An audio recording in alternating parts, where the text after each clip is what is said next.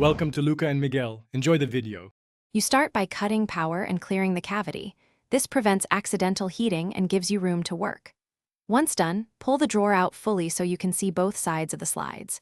You'll find small plastic or metal stops. These lock the drawer in place.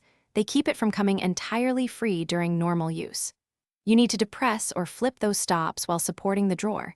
That begins the removal, because the rail mechanism will then disengage. You now focus on releasing both rails at once. This is why two hands help. Once you depress the stops, tilt the drawer front slightly upward to free the rear catches. You'll feel the rollers or ball bearing slides disengage. Gently slide outward until the rear clears the frame. Make sure to keep the drawer level to avoid catching the oven floor.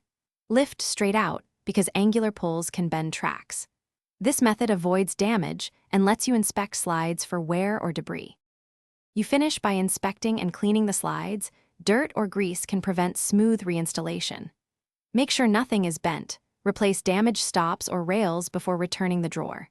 To reinstall, align the rollers with the tracks, slide in until you hear or feel the stops click, then open and close to confirm engagement.